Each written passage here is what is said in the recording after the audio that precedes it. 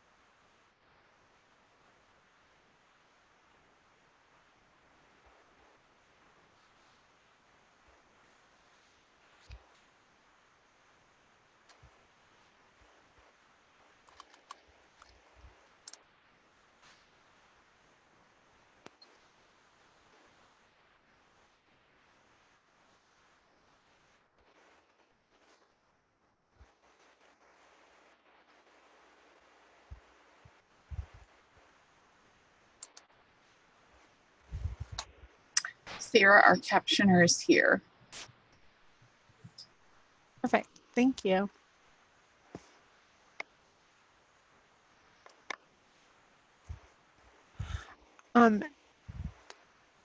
Were you guys gonna move me to You are. Oh, I'm in the host setting? You're co-host. Okay. So you have the power now. Oh, okay, my box was just different. That's what was going on. It's like something's wrong with the box. I got it though. Thank you.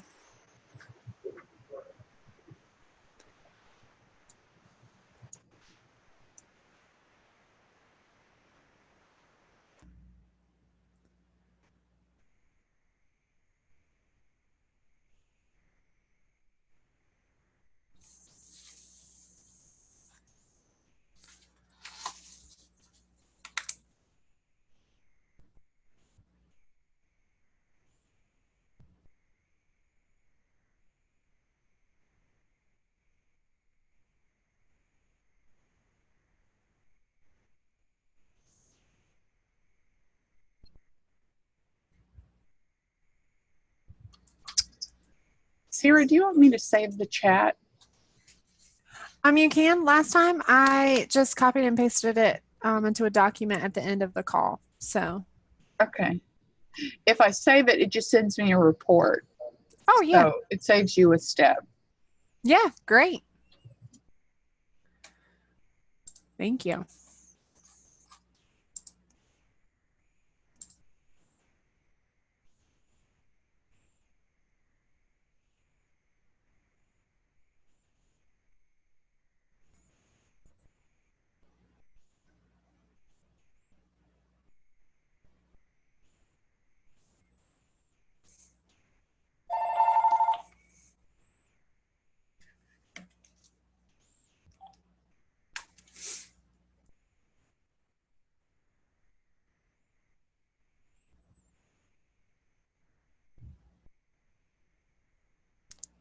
Hi.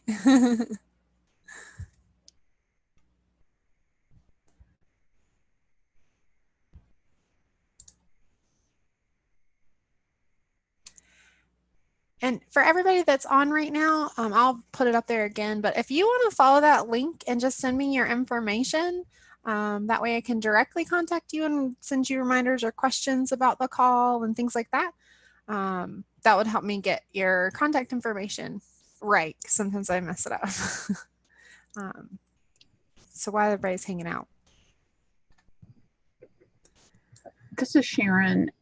Christina, I don't know if you know this, but your video is nothing but a blur.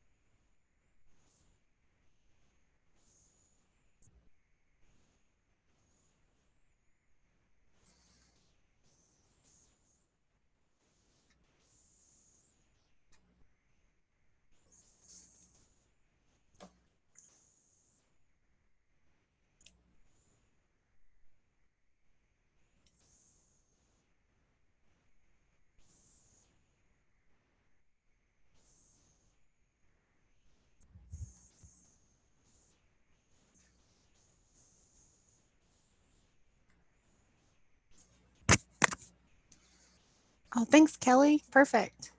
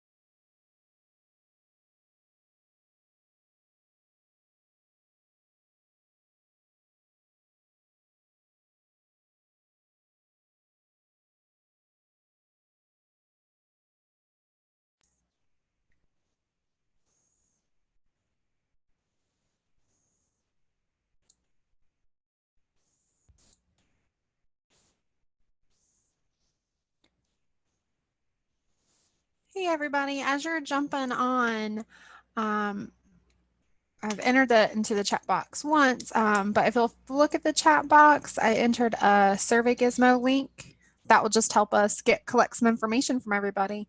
That will help me be able to contact you later directly so you can get an email about this going forward and anything else that comes up about youth programs. We'll get started in about 2 more minutes. And I see some people turning on their video cam or webcams. Turn them on. Let's see what everybody, how we're all doing today. And so we can actually see who we're talking to, if that's a capability that you have. I know some people have joined us by phone. Thanks for that as well.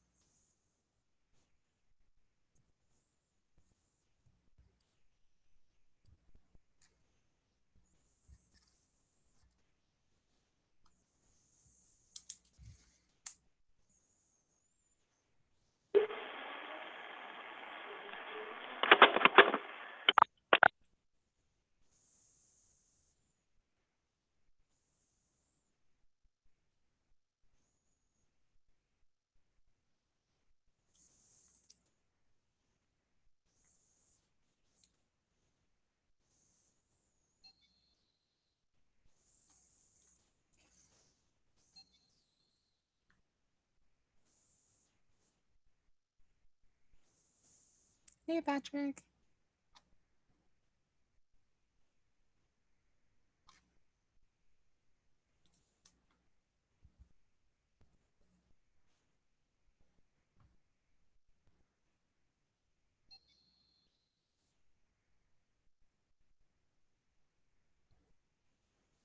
All right, well, it's the top of the hour, so let's go ahead and get started because I think a lot of people want to talk about money today.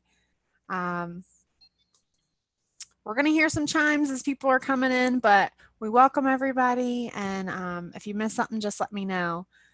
Let me pull up something real quick for me.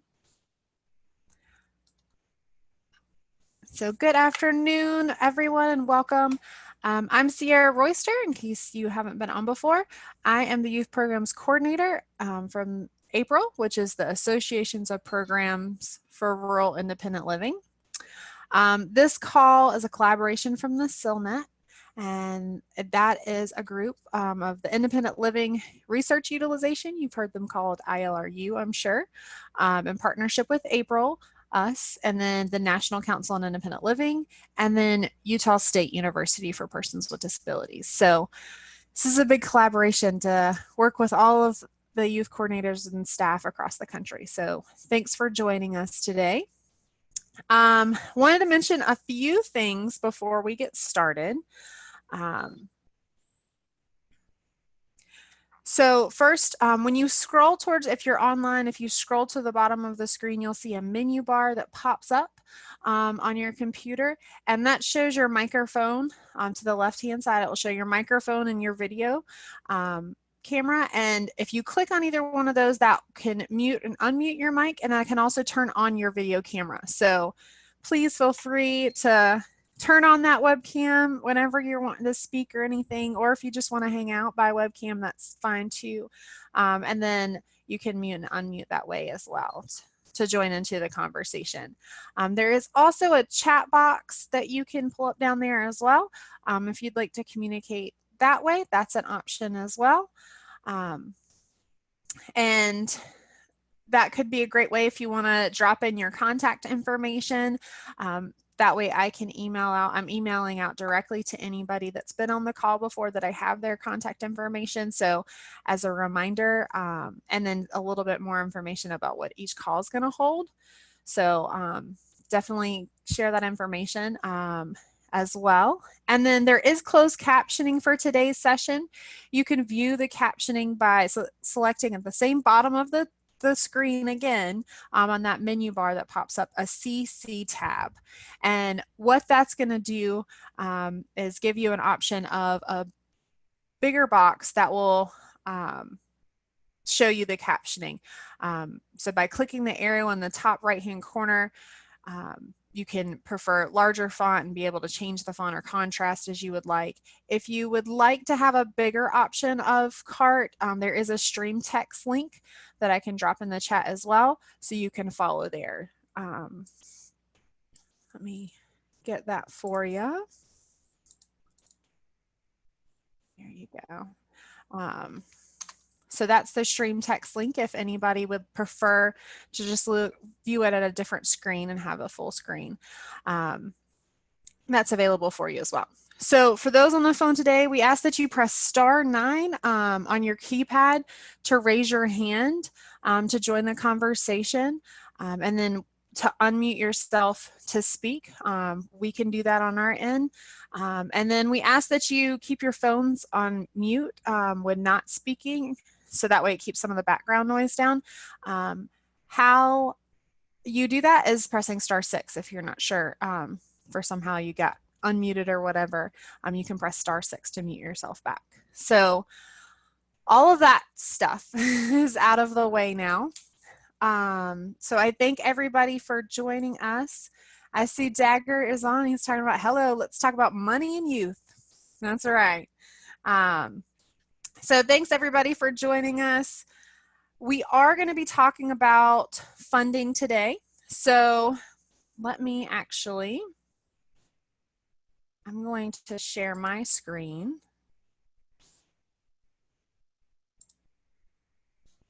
So you can see what we're talking about.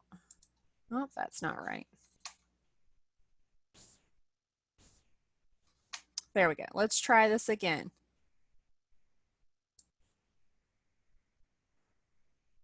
Okay, share that one. Perfect. So what we're going to be talking about today. That's how you can connect. Today is money. So just a run through of everything. We're going to be going over kind of what we're going to be talking about, sharing a little bit about the topic. And then I want to leave the last 10 minutes. I know there's been some questions and stuff just generally about youth programs that people are really itching and burning to want to answer. So I'm going to leave 10 minutes for anything that you would really like some assistance with or help with from the group to be able to feedback and get any support or anything that you may need for that. And if we don't get to everybody's issues, we'll put them into the parking lot, so we'll address some of those towards the end of the calls. But that, if you shared your information as well, that will also help me to be able to follow back up with everybody and any pressing issues. So we're going to allow some time for that. And then we're going to remind everybody about the evaluations at the end, and then we'll talk about next call as well. So I look forward to us getting started now. All right, so today, we're going to be talking about funding. I saw some people already mentioning that. Specifically though, what I'd like to see us leave with today is to know what everybody's doing, who's out there and really engaging, with the community and getting new ideas of how to fundraise or how to bring in different funds and things like that. I also want to answer some questions that you may not know about. We are youth staff. A lot of times we're not going to be the ones responsible for the bookkeeping and those kind of things.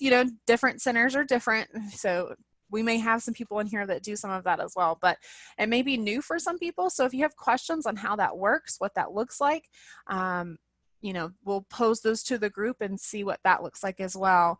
And then answer some of those questions about budgets, if you have any about that. And then how to build support on creating different funds that you may have. So, is there more people that you need to get involved in the fundraising that you're doing? What does that look like for you? And then understanding how to build funding for staff. So that I pulled back from one of the previous calls when somebody mentioned how do we fund staff, how do people's positions funded. So that all goes into our time as well. So, and our money as well. So we'll talk a little bit about that.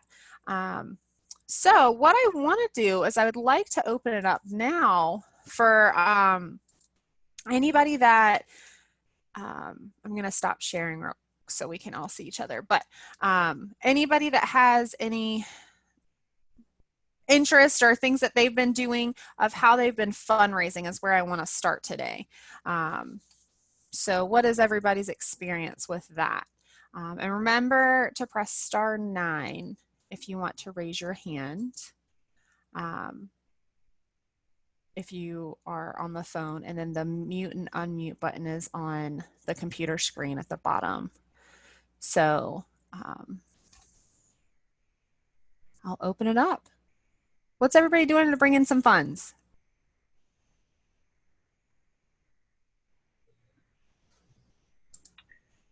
Hi. Hi. Can you hear me? I can't get my video to work. I wanted to, but I'm struggling to figure it out. Mostly a ton of cords, and I'm like, I can't find the source. Sorry about that. My name's Kathy. I work for Montana Independent Living Project in Butte, Montana. And we are one of 4 centers in the state. And so I have kind of had some untraditional ways of fundraising, which I don't know that they work in every community. This is a pretty fast and loose sort of town I live in. So one of the biggest ways we've raised money is to put on a brew fest where we have, craft breweries are popping up all over. And so we have hosted I've helped for the last 7 years, and I collaborate with another disability organization in the community. And we've raised, probably 15 to 20,000 each year doing that. And it takes a ton of coordination, but from those funds, we've done a lot of really cool things. We've built a teaching kitchen for people, which I think has been the most amazing part of that. And so from that teaching kitchen, we were able to buy everything to make it a commercial kitchen. And then with the money last year, we bought a food truck. And so we're using that food truck to employ people in transitional employment. So I may have missed it, Cassie. So with the Brewfest, you work with local breweries? Is that what you said, and just do a portion So of? I work from breweries around the state of Montana. So I'll like contact them and ask them to come. And when they come, I ask if they will donate the product. But if not, then I will pay, and hopefully they'll give a nonprofit rate for purchase. And so lots of details go into obviously planning these events, and ours has been very loosely done, but it has worked. And as you know, with any event, it's exhausting to put on. But just a little details of making sure that it's a safe day for everyone, obviously, because there's alcohol involved.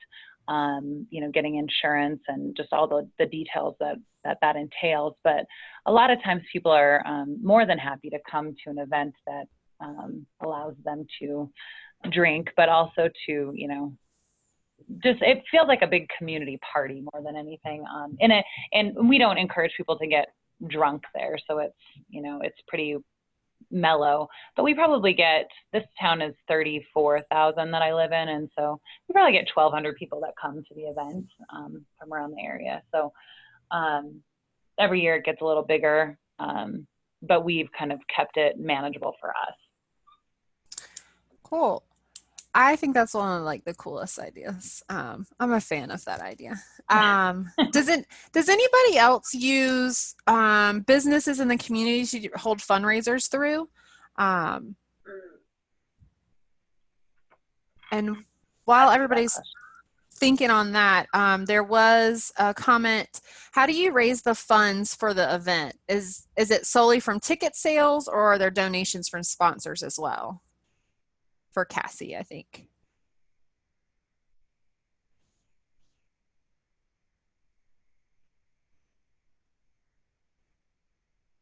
So that we don't have to cover the cost of the glasses, we get sponsors to pay for some, territory on the glass. So we have like 15 different businesses, and for us, luckily, the last basically 10 years, we haven't had to recruit any new businesses. We just every year go, are you going to be on the glass again? They say yes.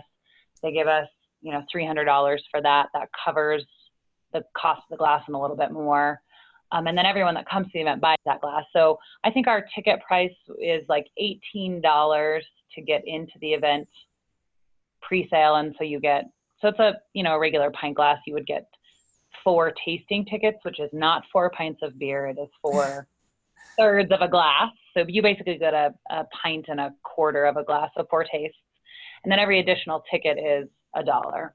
So we probably could increase the price a little bit too, just because the cost of beer is, more expensive than that. But that's kind of the way that we get sponsors is mostly just on the glass. And then a lot of times the breweries are donating their beer because it's an outreach event for them to come.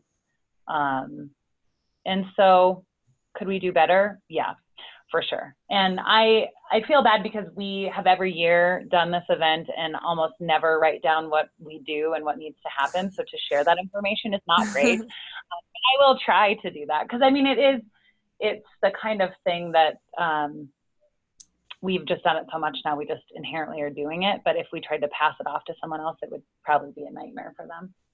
And Cassie, the first part of your comment got cut off. Can you tell us again about the pint glass piece you were saying? Oh, yeah. So everyone that comes to the event gets a commemorative pint glass. So that is part of your ticket purchase, and it's a glass. And so in order to cover the cost of the glass so that we don't have to account for that in the ticket prices, to sell sponsorships that are their logos on the glass. Oh. And I have a glass here. I wish I could show it to you. Well, you can take a picture and then I'll send it out over the email. Okay. Yeah.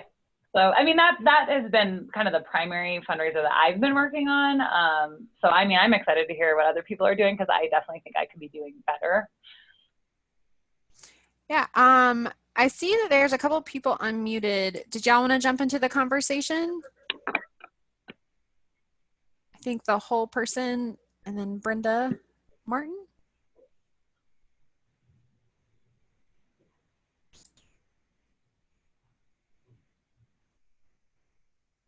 I'm guessing you guys are just hanging out. Has anybody else used any local businesses as sponsors for events, or places where you can do an actual fundraiser there?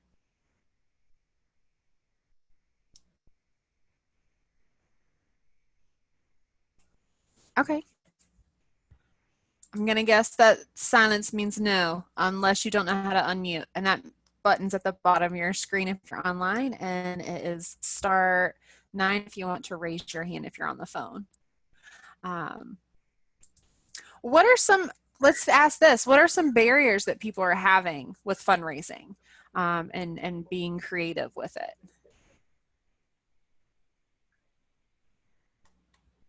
So this is Cassie again. I just wanted to say, I mean, in my community and around the state of Montana, I mean, there's several businesses that are doing pretty concerted nonprofit fundraising days, like $1 from every drink or a portion of every meal is done. So, I mean, I think one thing that we probably could pay attention to more is just getting in the lineup of those businesses that are doing that already, because it takes really nothing on our part other than a little promotion to say, hey, go to this, you know, this restaurant, or go to this brewery or this distillery or whatever it is. They're giving a portion of the proceeds that day to whatever your organization is.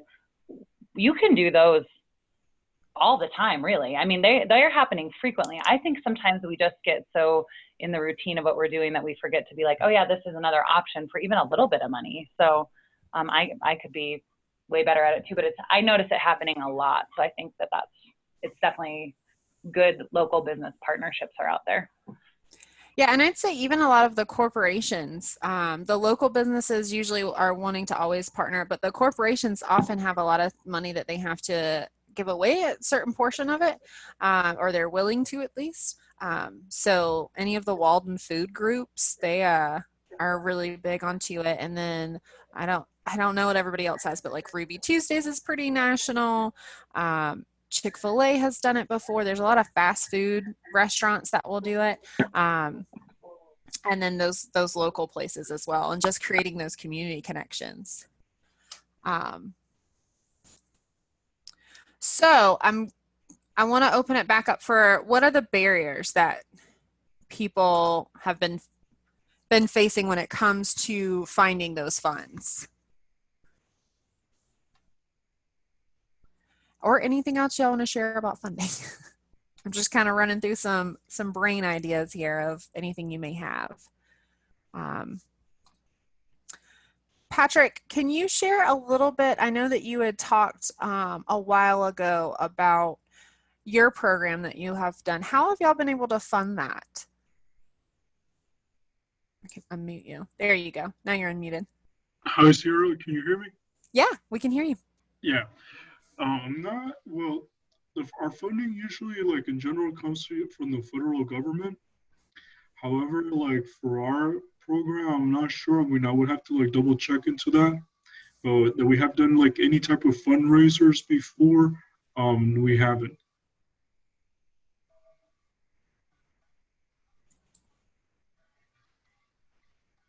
The program that you talked about maybe 2 calls ago, where people were going out and using like public transportation and things like that, were the youth funding those like bus fares or the public transportation fares, or is that something that your center was able to provide? Do you remember that conversation? Yeah, actually, like when we go out into the community, is usually we're the ones who actually have the youth set up a budget, like how much money they would have to bring in order to pay for themselves for the public transit. We don't provide those. I mean, CIL does provide bus fares, but that's to other consumers, but not to the youth department. Yeah. That's just something separate. So it sounds like that working on that budget piece too, to have the youth actually contribute to that and give them some ownership. Does anybody else, any of the other programs that you run or have been involved with, do you all rely on the youth to pay like a membership fee, so like $1, or contribute to a program or service in some sort of way? Or are they a part of your fundraising? No, they don't.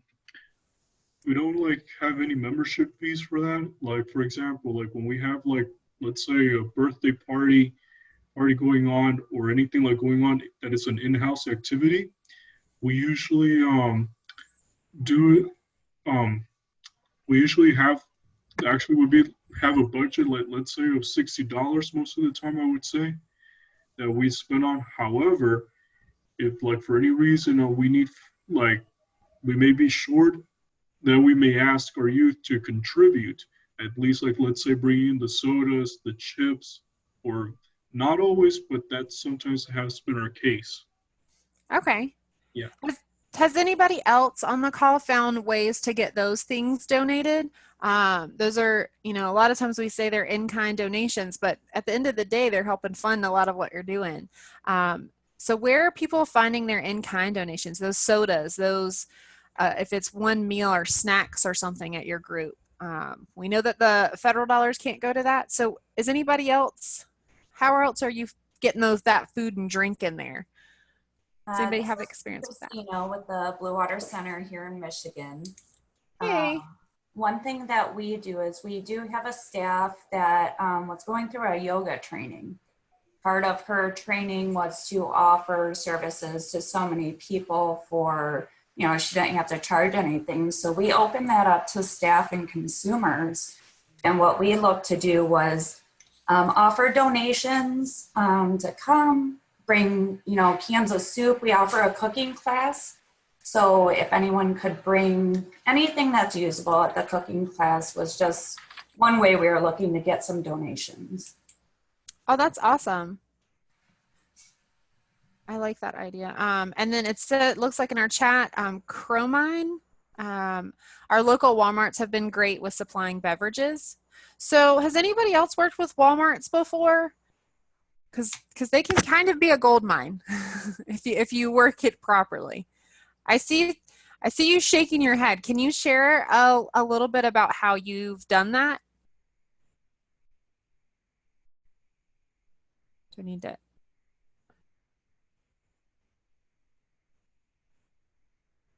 And then Eileen in NYS, Youth Peer Services are becoming a Medicaid billable service. We apply to become a Medicaid provider. It starts in July. All right. So I've not heard of that one yet. Yes, Walmart is gold up here as well. And I saw you typing, it looks like, at least.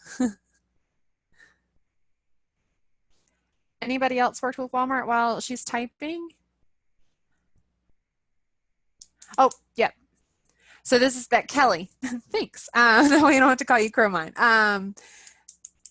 The one that for Walmart, and then she said that she contacted store managers.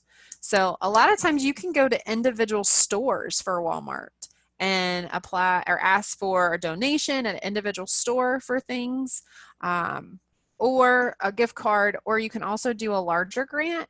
And we've been able to do that before at like separate Walmarts where you can apply for a grant at each one and get like $1,500 from each one. So Walmart is a gold mine that just takes a little bit of time and building stuff up. Now, when you guys go out into the community, and Cassie, I know you mentioned for community things, and Kelly, you were saying Walmart. What do y'all provide the store managers or whoever you're talking to at that point? Do y'all have like a brochure that you're providing, something with your tax ID number on it? What are y'all providing to them as information?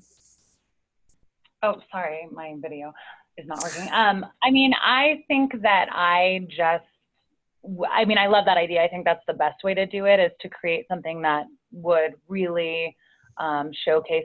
I don't personally think our brochure from our organization is well done. So I think working toward, I'm sorry.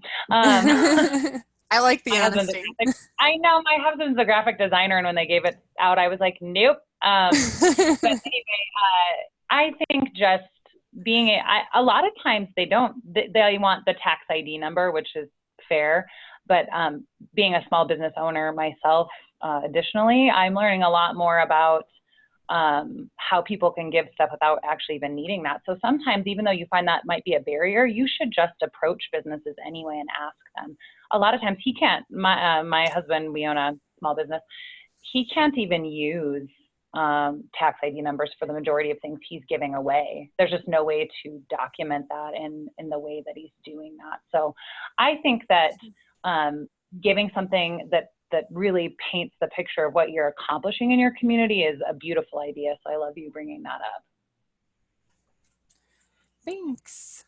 That's interesting. I didn't know that not all small businesses could use that.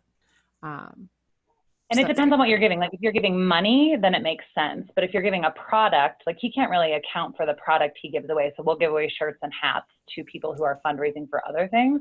Mm-hmm. But there's no way for him to show that kind of loss that's happening of items because you're doing it kind of to do business promotion. So I guess some people can look at it as business promotion for them as long as you're, I think, telling them, we will give you a shout out on all these platforms and those kind of things. So it sounds like if you're going to be if you're going to be trying to solicit any money or products or anything, some of the things you mentioned were, and I just want to make sure I got them all, making sure they know what the event is for and why it's important, and then also that you're going to promote their business in some sort of way.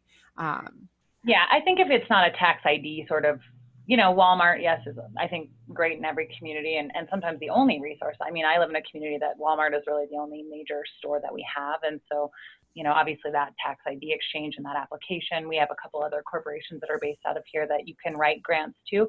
And I don't think I'm even doing that enough. But for those other businesses that you're hesitant that you could utilize them for items, I think you shouldn't see that as a barrier that you don't, because I mean, in asking them for product versus money versus whatever, I think a lot of times it's just a real human conversation with a small business to let them know the impact of what you're doing and why it matters. Okay. And Kelly has even said that they do the brochure, the business card, and a tax deduction letter. But they said it was not necessary the last time we got beverages for water. And normally we write a letter specifying what they gave to us. So, and then Eileen said our Walmart required a presentation from our organization, which was a win-win for us. Huh. That's interesting. I bet it was. And then we need to supply our IRS letter and W-9. Now, Cassie kind of hinted at something too. What grants have been successful for people? I know that a lot of people talked previously about vocational rehabilitation. We're going to save that whole VR bubble until when we start talking about school systems later on in the summer. But what other non-traditional grants have you guys been successful in seeking and at least applying, even if you didn't receive it? I know that one that we always talk about is the Christopher and Dana Reeve Foundation. Lisa said Thrivent Action Team Grant. Now, is that a grant that you've been able to get, or the one that you've applied for, so it's been successful for you? And then I guess the other piece to that is, who does that for you all? So Cassie, you keep mentioning, I would like to do this, I would like to do that. And I'm going to guess it's because you're busy. And we have a lot going on in our youth programs. Also, Lisa said, yes, they received that grant twice. However, they paid a fee. So Cassie, I know you mentioned you're strapped for time really on all the places you'd like to reach out to. Who's applying for these grants? Are you all having to apply as the direct staff? Do you have a team? Have y'all brought in any youth to maybe help kind complete some of those things and use some of their skills. And, you know, do you have a finance department that's handling all of that? Is that something your director does? What are the responsibilities look like for those pieces as well? Just because I want to remind everybody, you can go to the bottom of your screen and press unmute. And then Christina said the WIOA grant through Local Workforce Development Board. Yeah, so that's going to be that that VR funding, I'm assuming there. Somebody else jump in. I heard some background. Oh, this is Kathy again. Sorry. I have had, I have a really amazing peer that works in my office. And I think building that in the people that we're welcoming into the center to help us fundraise. I mean, I did a cooking class and one of the participants was like, because I wrote a grant, the peer wrote a grant for that. We had the class. He loved it, was like, what do we got to do to get some more money for this? And I was like, I really like your energy here. And so kind of using that benefit that they're getting from it to say, you know, it's a lot for you to have to pay for this if we did it alone, but how could you help us figure out how to sustain it? So now his mom is interested. So I think if we can be better about, and I think for me, and that's why I probably sound like I don't have time, is that when you recognize that in someone, maybe taking that time to then build that in, like, would you be willing to help write a grant? I will review it, but can you take that time since you're really invested in this to help me so that we can accomplish that? I want to be better about recognizing someone's enthusiasm and then not dismissing it, but really kind of harnessing it. Like, okay, great. Here are a list of local places you could write to that give money. And then maybe you could do a search nationally about some of these other organizations. Yeah. I like that idea of like honing in on, especially if it's a young person's skill that may be really willing to do it and have time to do it, and just maybe need a little assisting and guidance with it. You could be building a future grant writer right there in your own community. Eileen said we have regional businesses that support activities through small grants. Our program directors have completed these applications for activities. Okay, so the program directors from that. Now, Dagger, you had mentioned at the beginning you want to talk money. So tell me a little bit about your program, Dagger, of who's writing for money or who's going out and asking for it. If you're still there, all you have is a yellow-green screen now. Can you hear me? You. Yep. Okay. So we have two different.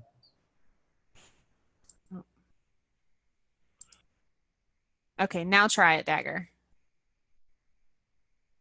We have one program called PACT. Should I get off the phone and try doing it through the computer? Nope, I did it. I got it. Okay.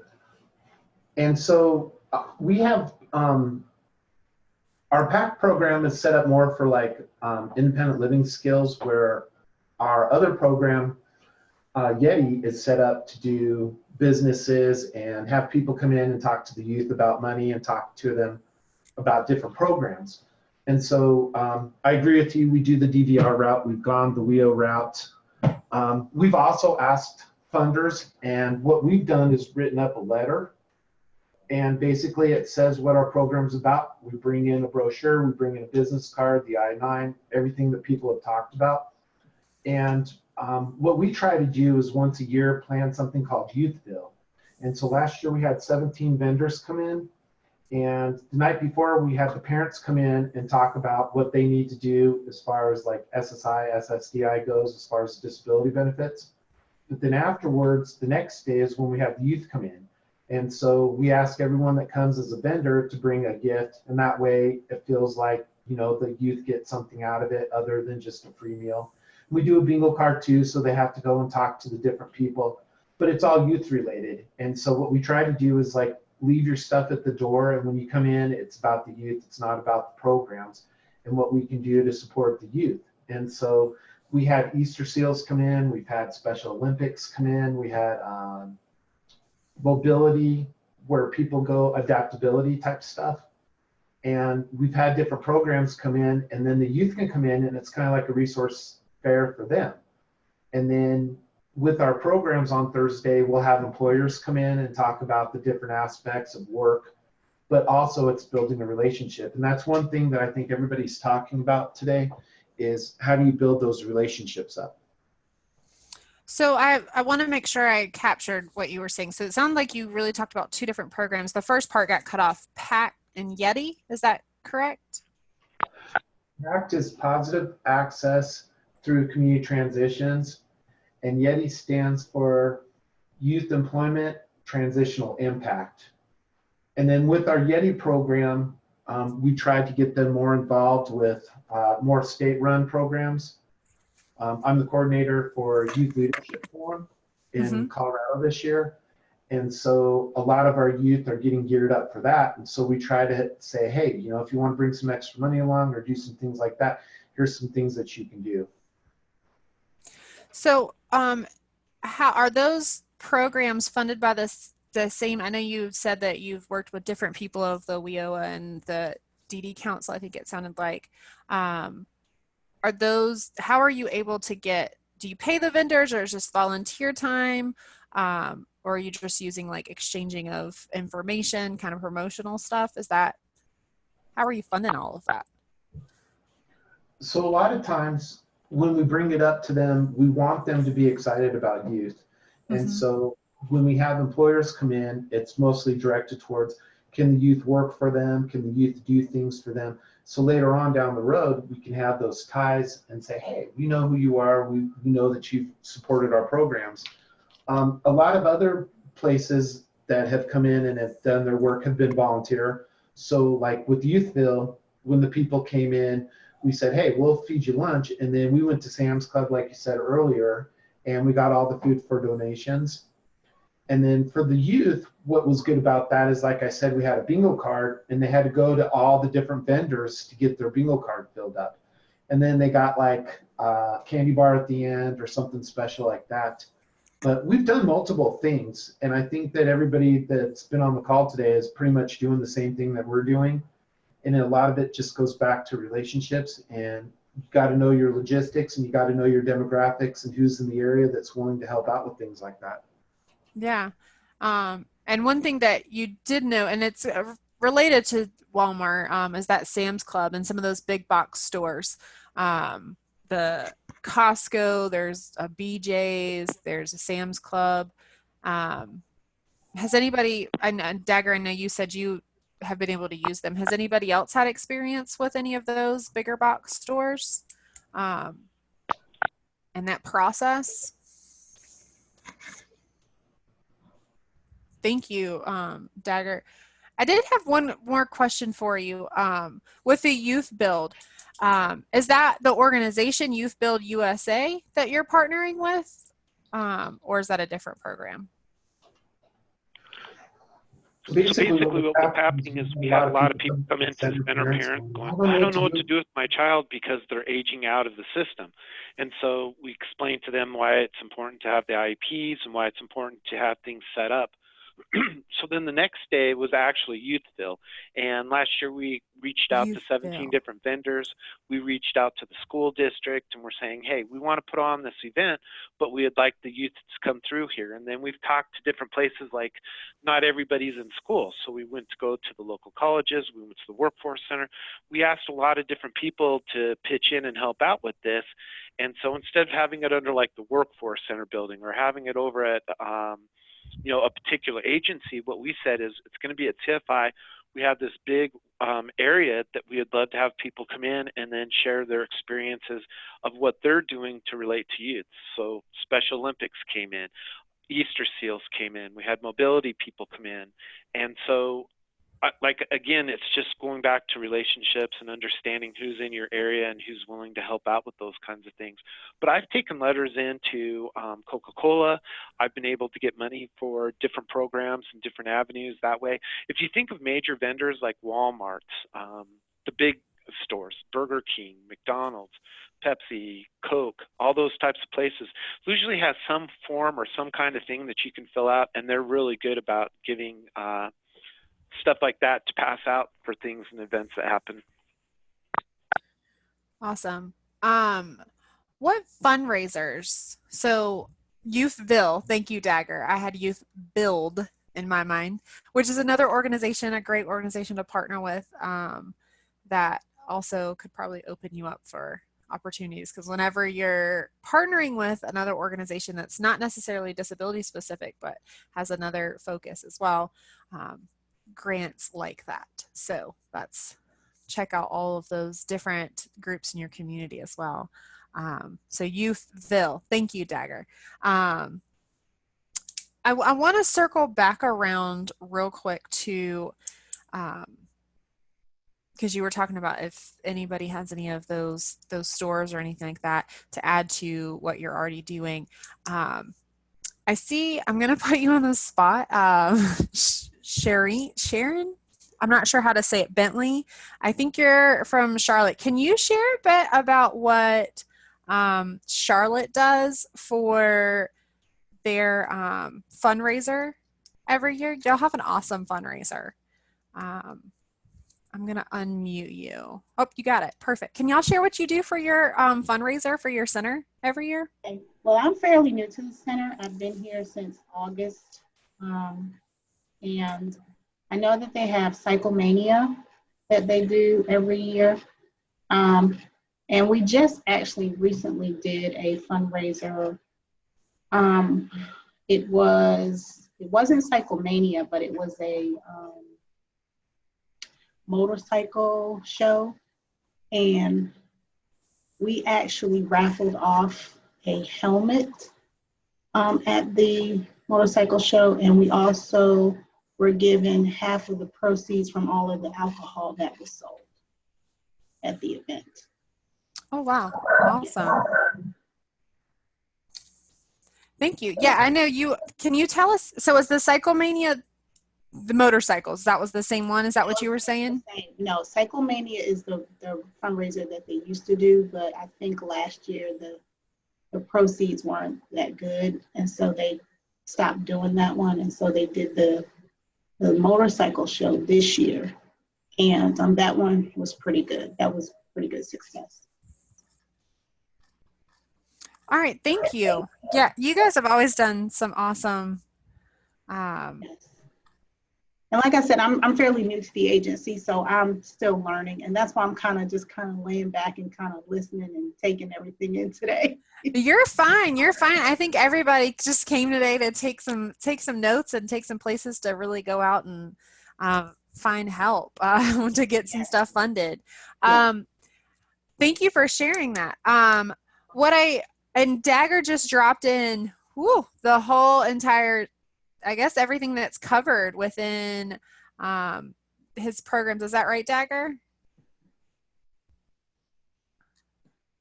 And who you work with is what I'm looking at. Yes, so this is basically a form that we've used that I've used a couple of different times, and it breaks down into different sections. And so one thing I suggest people doing is break it down into, okay, we have a job search and we have job placement. Who in those areas in our demographics? We live in a rural area, so I have to really stretch far to different communities and different areas to do that. And as you can see, they're broken down in sections. So the first one would be job search. Second one would be summer employment. Third one would be the different types of education and different types of places around Denver. College prep programs. And so you just keep on going, learning disabilities, advocacy and support, youth development. So that's just basically what we try to do, and I thought maybe I'd just send it out so that people can get kind of an idea of the way we do it here. That's awesome. Thank you. Yeah, that's a great way of thinking what you're going to be covering and what organizations may be interested in those things to fund. That's awesome. I'm learning a lot. So we have just a few more minutes, and then I could open it up for bigger conversations if you have one, or any questions that you want to throw out to the group or anything like that. I was curious does anybody have questions or know how the youth position for staff is funded, or do you need ideas around that? Is that something that would be helpful to anybody or everybody? Thanks, Eileen, for jumping on. Does everybody know if their funds are, you know, separate and it's under a grant, or you would like to bring on a new awesome youth maybe and not sure how to really fund that at all? Because unfortunately, that's the one thing that a lot of things we have talked about today don't really cover, is that staff time, unless you've got a amazing fundraising program. And some people have those whole departments devoted to that. But does anybody have, looks like Christina? Yeah, for a long time, we utilize the WIOA funding through our Workforce Development Board, separate from our Volk Rehab. It's dollars. How they kind of look at it is separating in-school and out-of-school youth. So they have out-of-school youth dollars that we would help youth out of school. So it's 14 through 24.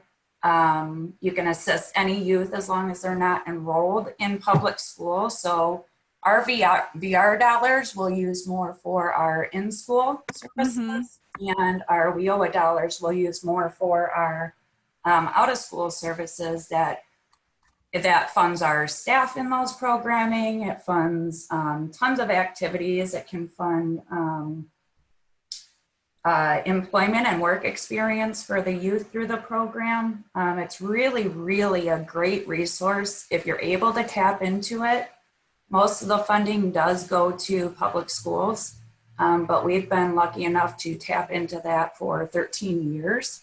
So it's definitely something that that's out there and available, and it provides you a lot of room to do a lot. So when you're talking about a WIOA, like the Workforce Development Board, where would somebody go to, do you know, like how to find that funding and what it would look like, or is it all? Here in Michigan, I'm not sure how it is nationwide, but I'm assuming it'd be somewhat similar. Contact or figure out who your local Workforce Development Board is. Sometimes they're specific to one county. Sometimes they serve multiple counties. Ours serves 2.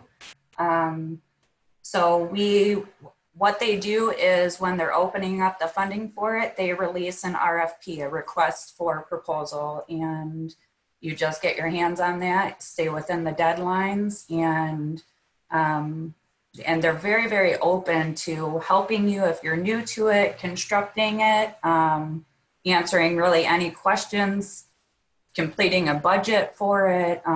They're really open to assisting with it. And it wasn't a difficult thing for us. It's honestly just knowing when they release those RFPs and making sure you're within those deadlines. And all we did was contact our local Workforce Development Board and connect with them to make sure we're on their list to be sent the RFPs when they're released. Awesome. Has anybody else worked directly with them? Thank you for sharing that, Christina. I just assumed it was the VR, so thank you for clarifying that as well. Does anybody else have questions about funds? And remember, so this says recording at the top. It's not going to be used for anybody else. So if you want to talk about your center's brochures, nobody will know. Just picking on you, Cassie. But if anybody has any questions in regards to funds or fundraising or any of that, feel free to ask those as well. Looks like we have maybe some people typing. This is Cassie again. I just wanted to put a plug in just one time about this concept of the food truck that we created. So our fundraiser paid for money to buy a food truck. And so with that food truck, we have been able to hire 6 to 10 people who are in transitional employment need and need help building a resume to go out and either be in the kitchen or work on the truck and get all those kind of skill building sets. And that is self-sustaining. you know, we don't always make money. The goal is, of course, to make money, but that has been a new way to create opportunity that doesn't require asking money of people, but to really build skills and create its own revenue stream. I must have missed that earlier, of the food truck piece of that. That's awesome. Yeah, and so we named it Dishability. So we have a Facebook page. And we don't go out all the time because it is a lot of work. Yeah, but it's imagine. really been a cool opportunity to offer an opportunity that doesn't require, you know, someone to go through a whole, you know, application process or interview process, but we can offer them an opportunity singly or several times on the truck. And we've had people transition really effectively out of that experience because it was just like, oh, I can do this because it's a super safe environment to test your skills. But being able to do that and not having to go ask for money, but just really kind of promoting this larger message too of, you know, hiring people with disabilities is a really good idea. It's kind of a twofold approach. It's been really awesome. That's so awesome.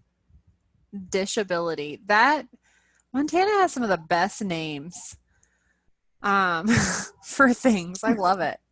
I had another question for everybody because Christina mentioned that there's VR funds for school and then for students that are not in school as well.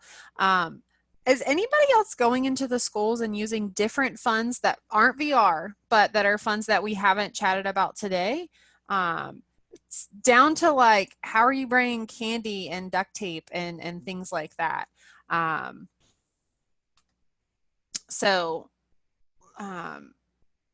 Paper, whatever that is, whatever that looks like. Has anybody had any luck with that, or the school system itself that maybe funds it? I'm trying to think. The PTIs, the Parent Training Institutes, I know sometimes I've heard of centers using that. Has anybody else had experience with that?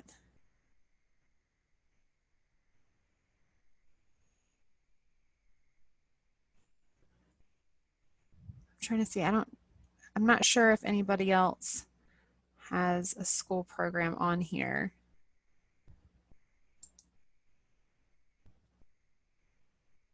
Okay. Well, I wanted to ask that too, because that was a question that we had last time that we met, whenever that was, of people asking about school programs too. And I think that comes down to, do we have the staff time or pay to be able to go out into the school systems and be able to justify that? So it sounds like everybody's either got VR or that's not something that your center is into yet. So I want to open it up if nobody else has any funding questions or ideas to throw out there. What are some issues that you're having with your program or your services, or where are you stuck that we can maybe troubleshoot as a group and kind of throw it out there? Does anybody have any of those things happening right now, or things you need for an upcoming summer event that you want to ask the group of how to do something?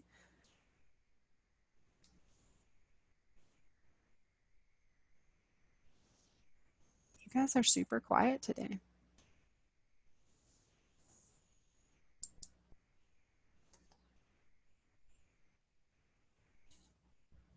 All right, so what I want to do then, if you don't have any questions, I want to ask about, Dagger mentioned that in Colorado, he was, I think, coordinating the Youth Leadership Forum this year. Could everybody chat or drop in the chat or anything like that if you were running? It doesn't have to be a Youth Leadership Forum or a summer program that you're participating in this year.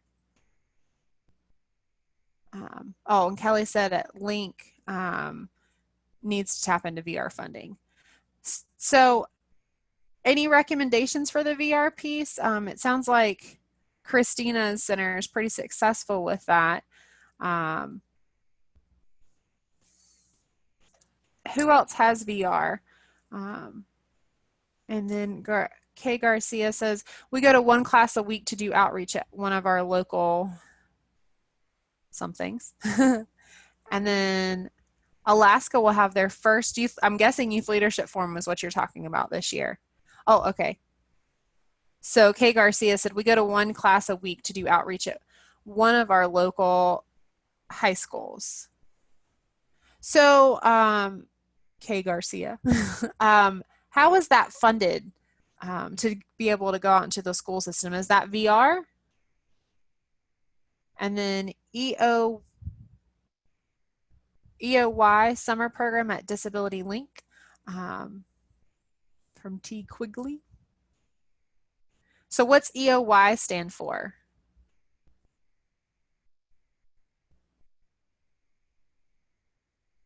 So when we're talking about, and I'm guessing, Kay Garcia, you're talking about that's what you do over the summer is going to do you do outreach in the high schools, or I'm guessing that might have been an answer to something else. And I can unmute you too, if you would prefer just to do it that way. Empowerment for our youth. Okay, so the EOY summer program. And then Kay Garcia said it's part of the outreach during the regular school year. Okay, so to T. Quigley and Kay Garcia, how are those two programs funded? The one that you're going into the high school and then that summer program. Do y'all know how those things are funded at all?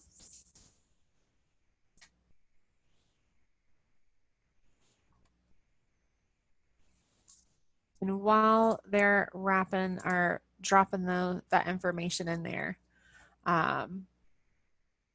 Okay, so T quickly said the GVRA transition funding, and then Kay Garcia, I'm not sure how it's funded just because I'm new. That's fine. And this is another thing about being a direct service staff is, we don't always know where the funds come from. And so asking those questions as well, and maybe you can find other gaps that haven't been explored yet.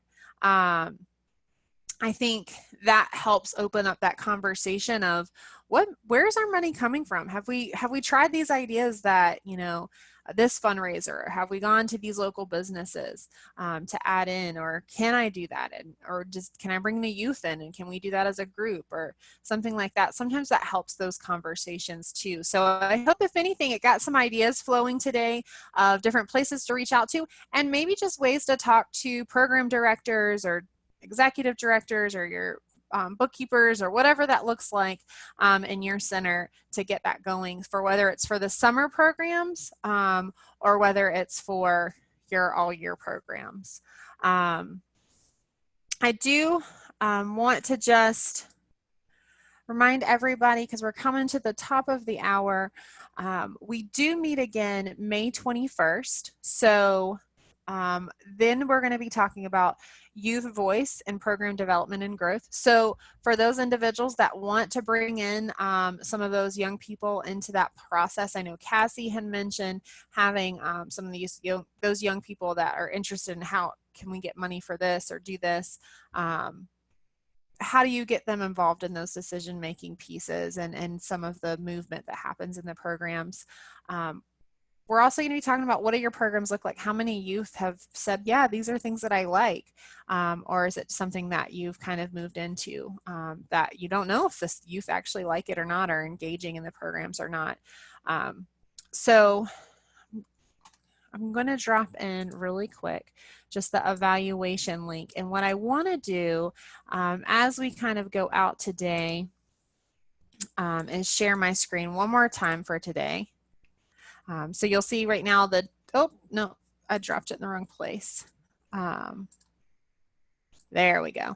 You'll see the evaluation link now, but I want to share my screen so people that aren't sure for next time, if you want to check in with some of your supervisors or who you're working with about some of these questions that are on the screen now, of how do you